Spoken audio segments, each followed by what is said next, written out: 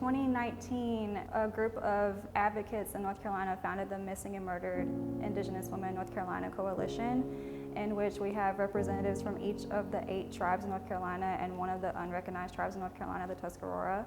And we work together to figure out the data gaps and to assess the cases in our communities that are not getting news coverage. 4 out of 5 Native women experience violence in their lifetime. Native women are 10 times more likely to be murdered, particularly on reservations. Native women are 2 times more likely to be sexually assaulted in comparison to white women.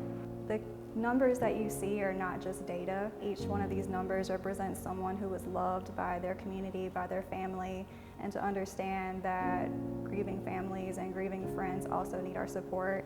And so if you know someone who has been directly impacted by the missing and murdered Indigenous women issue, reach out to them, make sure that they're doing okay, and make sure that they feel supported in their community.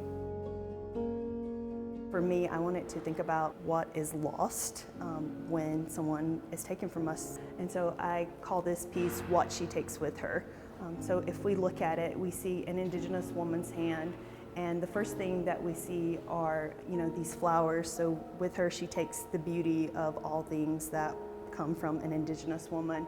We see a feather, which represents Indigenous culture, and then we see corn, which is an Indigenous food here in the Americas. So she takes with her her seed knowledge, our food ways, our traditions of how we prepare and make our different foods. When we lose our Indigenous women, we really are losing time with them. And so if you actually look at this, the symmetry of this is shaped in an hourglass to represent that notion of time. And also you'll see that the imagery goes in 4 directions, representing, 4 directions are very sacred to Indigenous people. And in the center of this, you'll see connections to Mother Nature.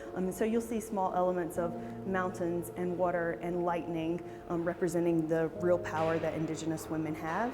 With What She Takes With Her, a canoe journey back to the Creator is how I envision with this, them taking our culture, which is represented through everything leaving her fingertips, up to the Creator, which you can see guided by butterflies, that hopefully she has a beautiful journey home, even though she did not have necessarily a beautiful ending on Earth. You don't have to think about it as just an Indigenous issue when we think about women and how they're treated, especially in this country. If you were to lose your mom or aunt or a cousin or sister, what would she take with her?